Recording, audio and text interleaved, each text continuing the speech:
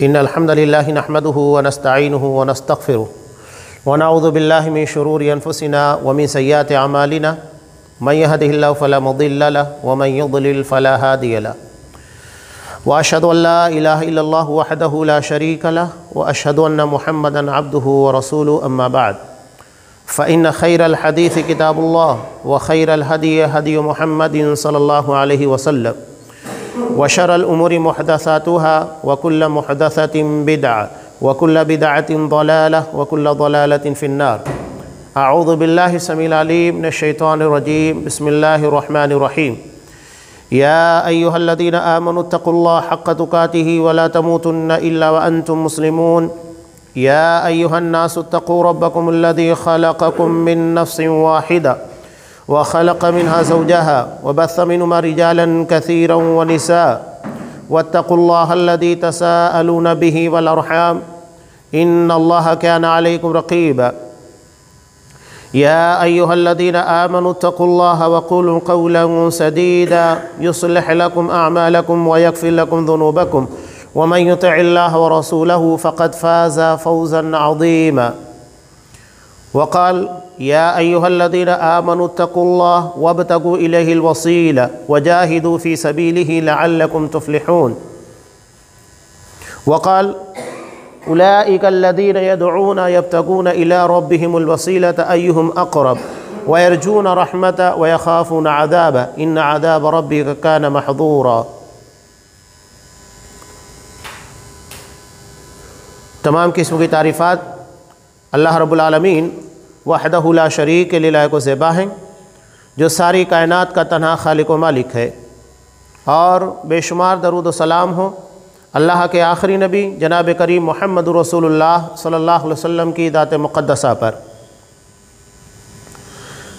محترم سامعین، خطبہ مسنونہ کے فوراً بعد میں نے دو آیتیں آپ لوگوں کے سامنے پیش کی۔ پہلی آیت سورہ مائدہ کی ہے اور دوسری سورہ بنی اسرائیل یا سورہ اسراء کی۔ قرآن مجید میں دو مقامات کے پر لفظ وسیلہ استعمال ہوا ہے، اور وہی دونوں آیتیں ہیں جو میں نے آپ کے سامنے پیش کی۔ وسیلے کو لے کر امت کے درمیان کچھ مسائل ایسے ہیں جو ہماری عقیدت مندی کو خراب کرتے ہیں، عقیدے کو بگاڑتے ہیں۔ حالانکہ وسیلہ کوئی ایسی چیز نہیں ہے کہ اس کی بنیاد کے پر ہمارا عقیدہ خراب ہو۔ قرآن نے وسیلے کو تلاش کرنے کا حکم دیا، اور سورہ بنی اسرائیل میں بھی اللہ نے جو بیان کیا وہاں پر بھی وسیلے کی تلاش ہے، یعنی وسیلے کو تلاشنا چاہیے، لگانا نہیں چاہیے۔ نبی کریم صلی اللہ علیہ وسلم کی جو دعا آپ نے سکھائی اذان کے بعد، اللہم رب هذه الدعوة التامہ، اس میں بھی وسیلے کے تعلق سے تذکرہ ہے۔ اب یہ وسیلہ کیا ہے؟ وسیلہ دراصل نبی کریم صلی اللہ علیہ وسلم کو عطا کیے جانے والے مقام ہے، جس کے بارے میں نبی کریم صلی اللہ علیہ وسلم نے دعا کرنے کا حکم دیا کہ وَبَعَثْهُ مَقَامًا مَحْمُودًا الَّذِي وَعَدتَّ، کہ اللہ محمد صلی اللہ علیہ وسلم کو مقام محمود کے پر فائز فرما جس کا تو نے وعدہ کیا ہے۔ اب اس کا مطلب یہ ہے کہ وسیلہ دراصل نبی کریم صلی اللہ علیہ وسلم کو عطا کیا جانے والا ایک مقام ہے۔ یہ تو آپ صلی اللہ علیہ وسلم کے لیے خاص ہو گیا، اور امت کے لیے جو وسیلہ ہے یہ ان اعمال صالحہ کا مجموعہ ہے جن کی وجہ سے اللہ کی قربت، اللہ کی نزدیکی حاصل ہوتی ہے، جن کی بنیاد کے پر اللہ کا رحم و کرم اور اس کا فضل ہمارے پر نازل ہوتا ہے۔ وسیلہ شرعی اعتبار سے اگر دیکھا جائے تو جائز، یعنی جن کو کرنے کا حکم دیا گیا، جس کی تلاش کرنے کا حکم اللہ نے دیا، وَابْتَغُوا إِلَيْهِ الْوَسِيلَةَ، تو یہ اعمال صالحہ ہیں۔ اور آخرت کے تعلق سے جو وسیلہ ہے وہ نبی کریم صلی اللہ علیہ وسلم کا مقام ہے کہ آتی محمدًا الوسیلۃ والفضیلہ، کہ اے اللہ محمد صلی اللہ علیہ وسلم کو وسیلہ اور فضیلت عطا فرما۔ اور یہ وہی مقام محمود ہے، قابل تعریف مقام، جو آپ صلی اللہ علیہ وسلم کو آخرت میں عطا کیا جانے والا ہے۔ نبی کریم صلی اللہ علیہ وسلم نے اسی دعا کے تعلق سے کہا، جو شخص اذان کے بعد درود شریف پڑھتا ہے، درود بھیجتا ہے، اور اس کے بعد آپ صلی اللہ علیہ وسلم کے لیے دعا کرتا ہے، اذان کے بعد کی دعا جس میں آپ کے لیے وسیلہ، فضیلت اور مقام محمود کا مطالبہ ہے، تو آپ صلی اللہ علیہ وسلم نے کہا حلت لہو شفاعتی یوم القیامہ، قیامت کے دن اس کے لیے میری شفاعت حلال ہو گئی، واجب ہو گئی۔ یعنی یہ دعا نبی کریم صلی اللہ علیہ وسلم کی شفاعت کا ذریعہ ہے۔ اب آئیے اس آیت کے پر جو سورہ مائدہ کی ہے، اللہ تبارک و تعالیٰ نے ارشاد فرمایا یا ایھا الذین آمنوا اتقوا اللہ، اے ایمان والو اللہ کا تقوی، اللہ کا ڈر اختیار کرو۔ اب یہاں اللہ نے پہلے تقوی اختیار کرنے کا حکم دیا، اس کے بعد اللہ کہہ رہا ہے وَابْتَغُوا إِلَيْهِ الْوَسِيلَةَ، اور اللہ کی طرف وسیلے کو تلاش کرو، وَجَاهِدُوا فِي سَبِيلِهِ، اللہ کی راہ میں کوشش کرو نیک اعمال کرنے کی۔ اب یہ آیت ترجمے کے ساتھ آپ سمجھتے جائیے، معاملہ انشاءاللہ آسانی کے ساتھ سمجھ میں آئے گا۔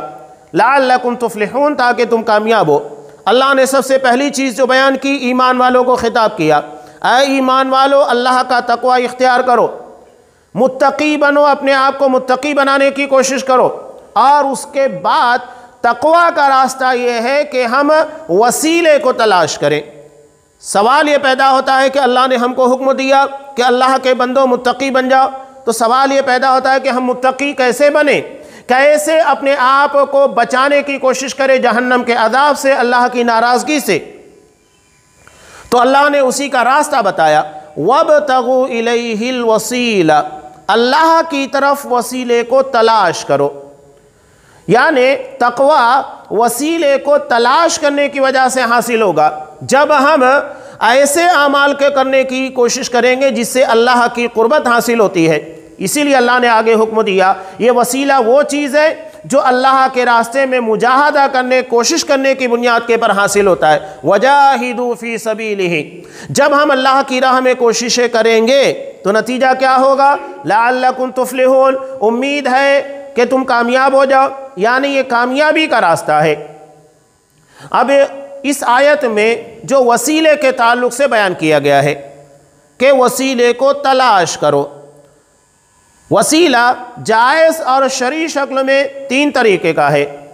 سب سے پہلا وسیلہ جس کا اللہ تبارک و تعالیٰ نے حکم دیا، سورہ اعراف کے اندر کہا وَلِلَّهِ الْأَسْمَاءُ الْحُسْنَى فَادْعُوهُ بِهَا، کہ اللہ کے پیارے اور انتہائی اچھے نام ہیں، ان ناموں کے ذریعے تم اللہ کو پکارو۔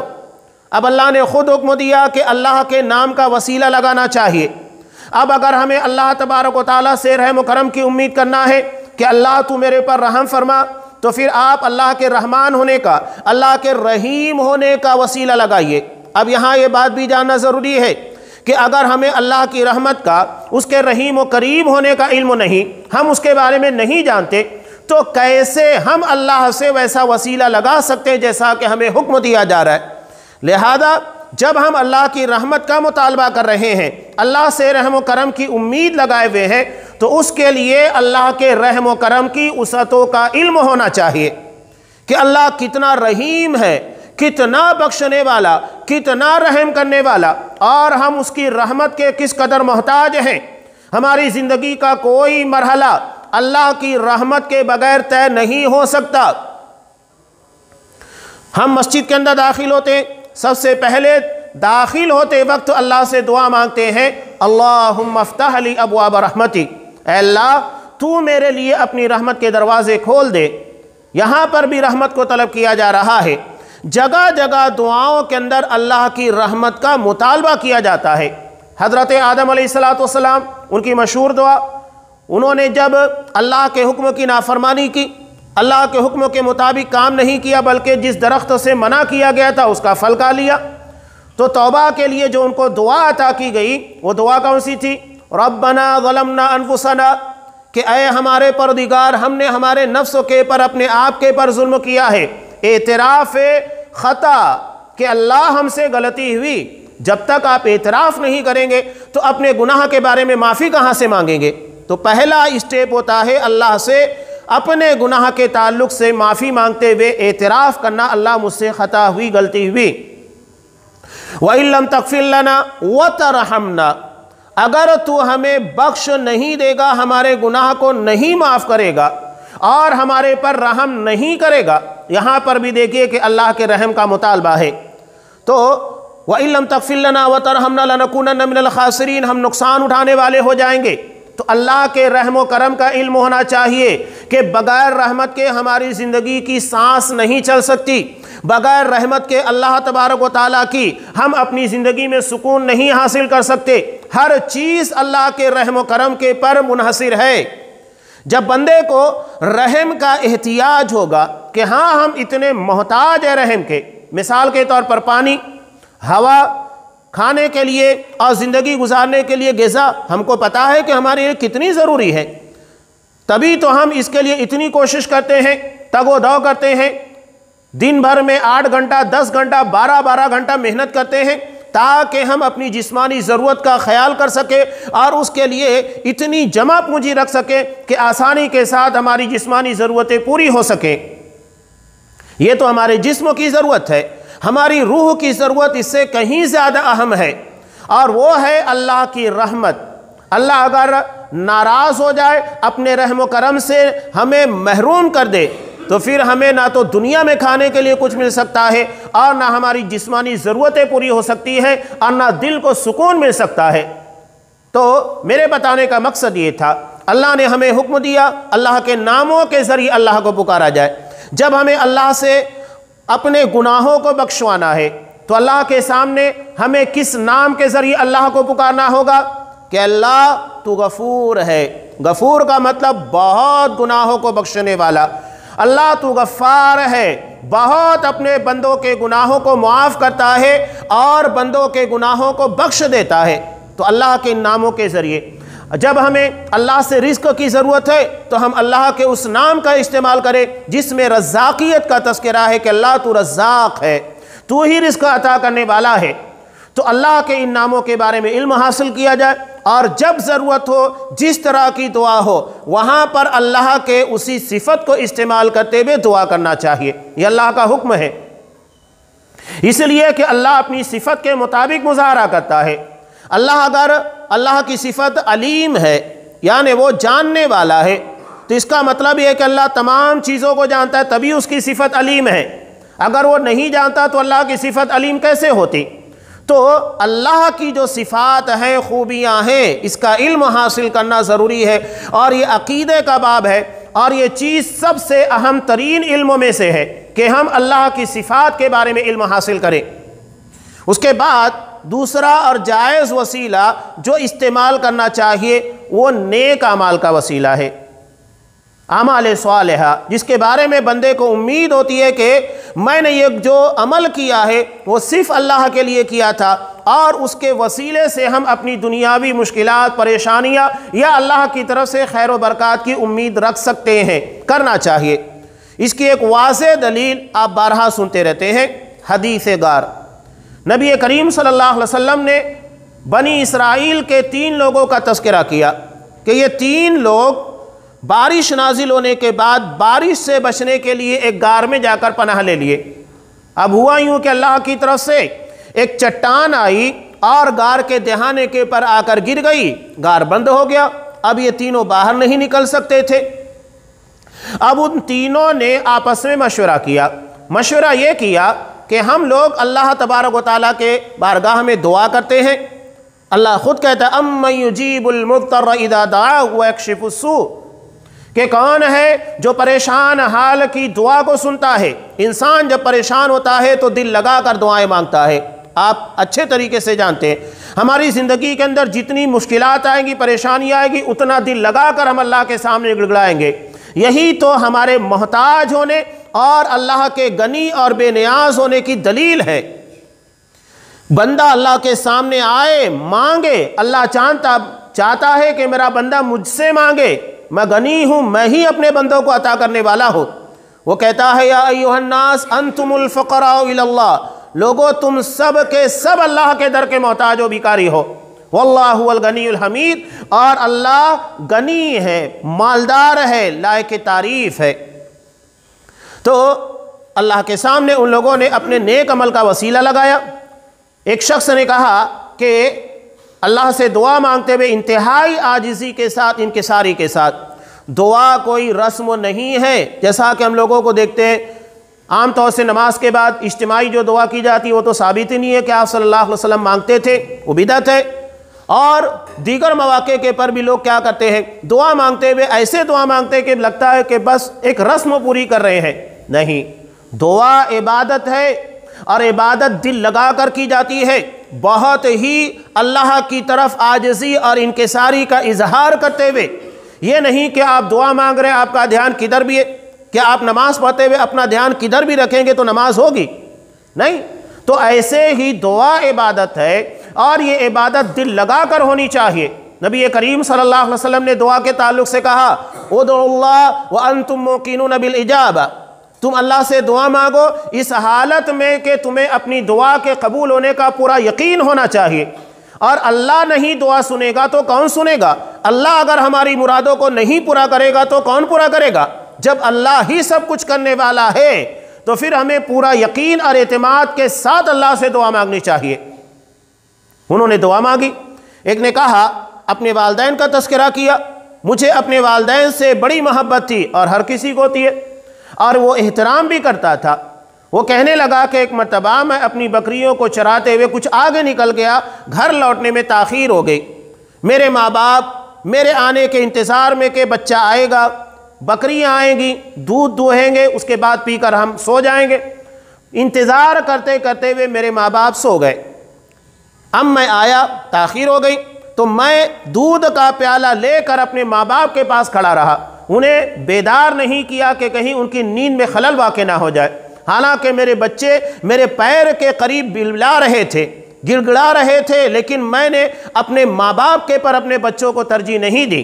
جب وہ صبح بیدار ہوئے اور رات بھر ان کے سامنے کھڑا رہا، بیدار ہوئے تو میں نے ان کے سامنے دودھ کا پیالہ پیش کیا، انہوں نے پیا۔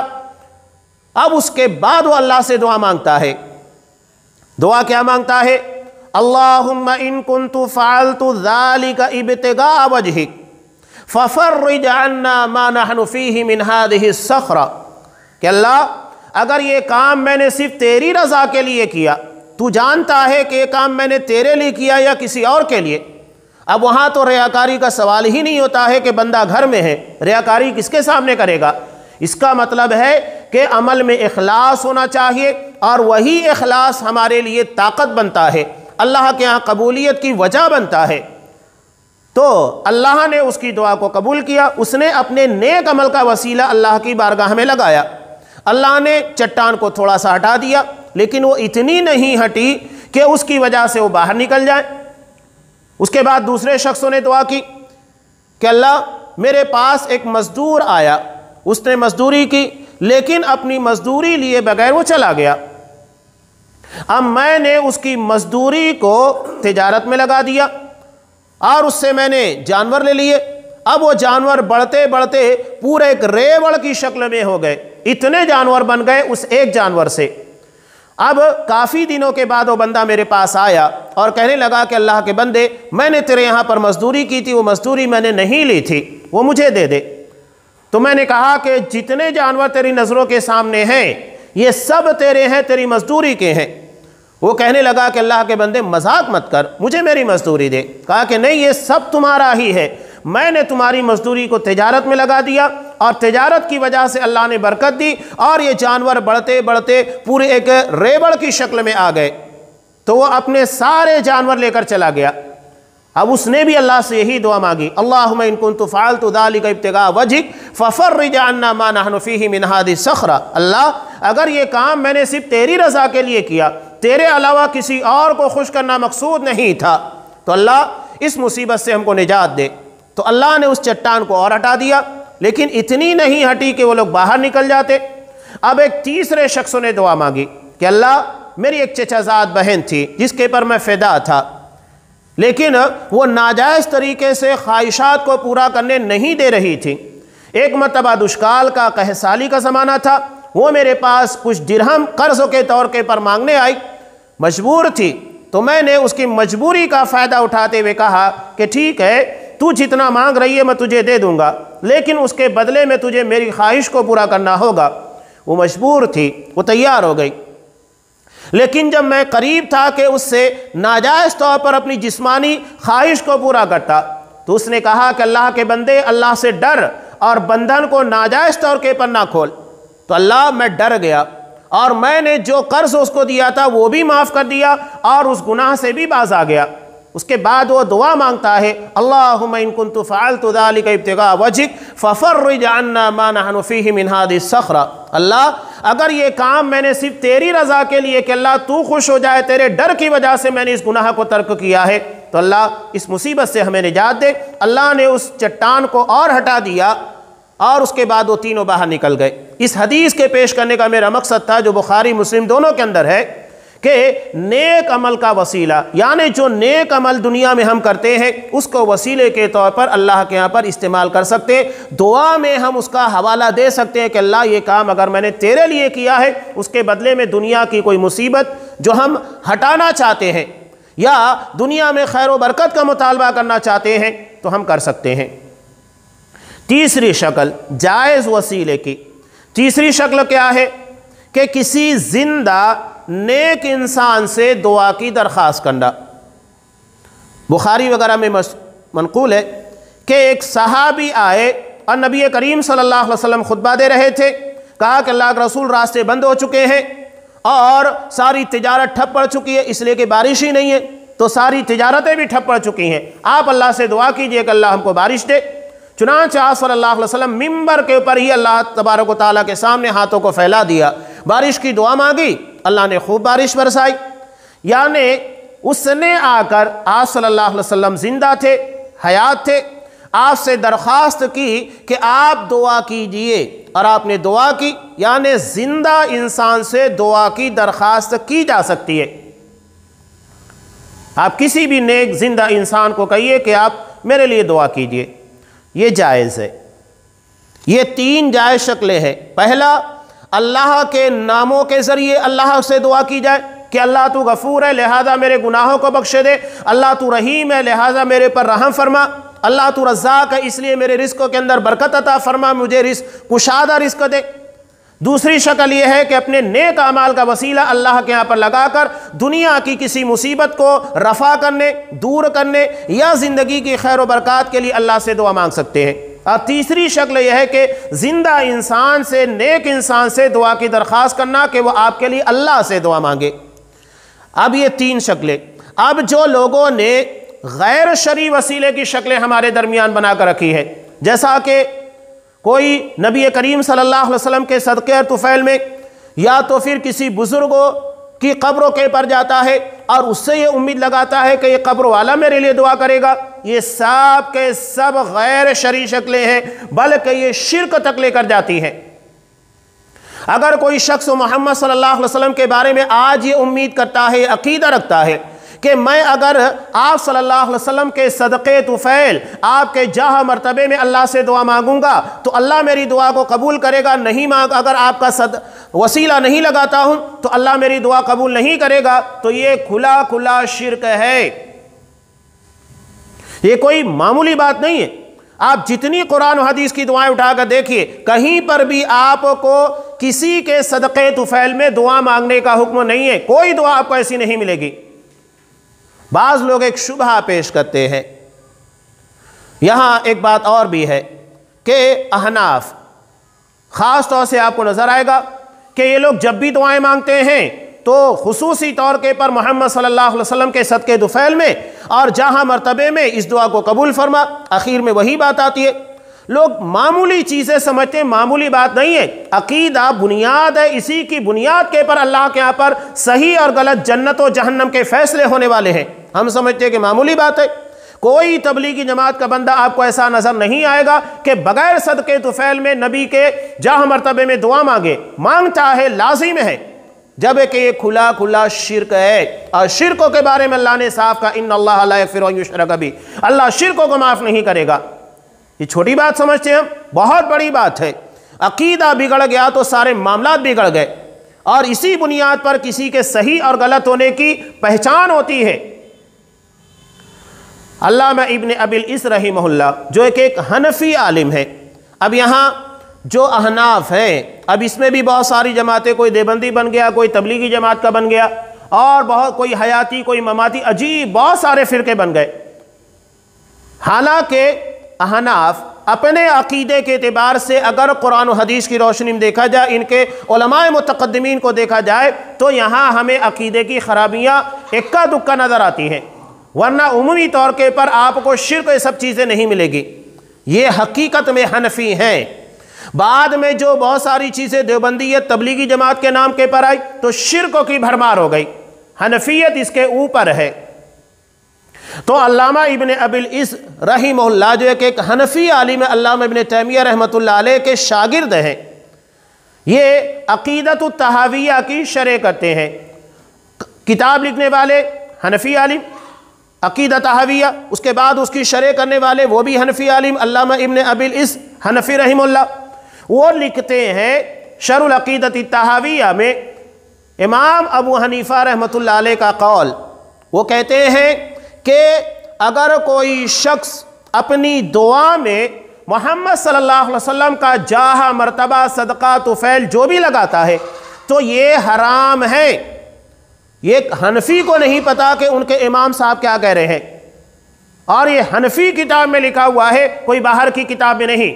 ہم نے منصورہ میں درسوں کے ٹائم اس بات کو باقاعدہ پڑھا ہے، شرح العقیدۃ الطحاویہ کے اندر وہ صاف طور کے پر اس باب کے اندر کہتے ہیں، حضرت امام ابو حنیفہ رحمۃ اللہ علیہ کے قول کو پیش کر کے، کہ اللہ کے پاس اگر کوئی دعا کرتا ہے اور اس میں نبی کا جاہ، مرتبہ، صدقہ، طفیل اس طرح کے الفاظ کو استعمال کرتا ہے تو یہ حرام ہے، اس لیے کہ اللہ نے یہ ذمہ داری نہیں لی یا حکم نہیں دیا ہے کہ اگر تم نبی کے صدقے طفیل میں دعا مانگو گے تو میں دعا قبول کروں گا ورنہ نہیں قبول کروں گا، اتنا واضح۔ اور اگر کسی مردہ شخص کے بارے میں جس کی بزرگی کا دعویٰ کیا جاتا ہے، چاہے وہ نبی، فرشتہ، جو کوئی ہو، اگر اس کے صدقے طفیل میں بھی اگر ہم دعا مانگ رہے ہیں، یہ بھی غلط، کھلا ہوا شرک ہے۔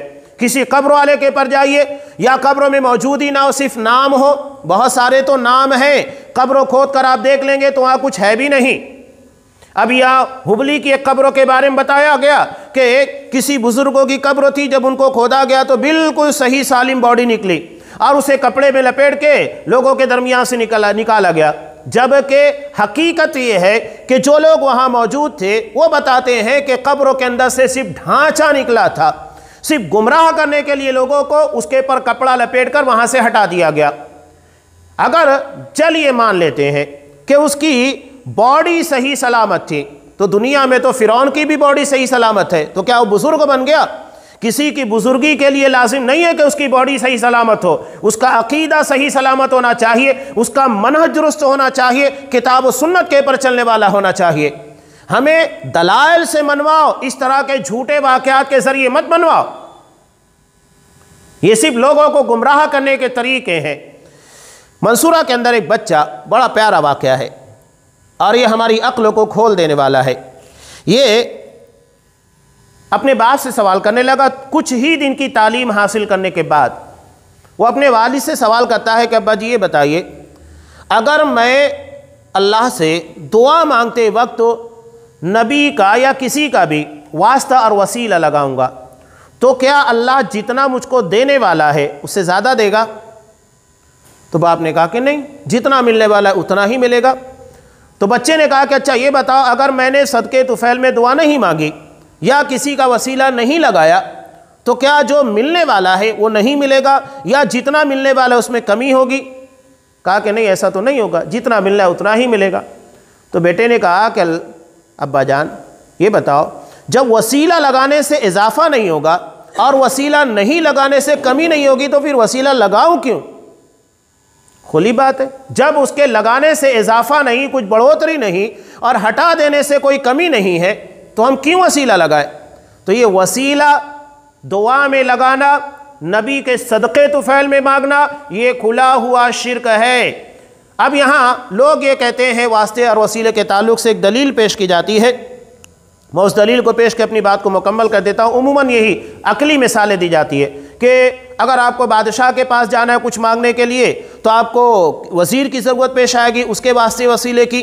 اور یہ بھی مثال بیان کرتے ہیں کہ اگر آپ کو چھت کے پر جانا ہے تو سیڑھے کی ضرورت پیش آتی ہے، بغیر سیڑھی کے وسیلے کے آپ نہیں جا سکتے۔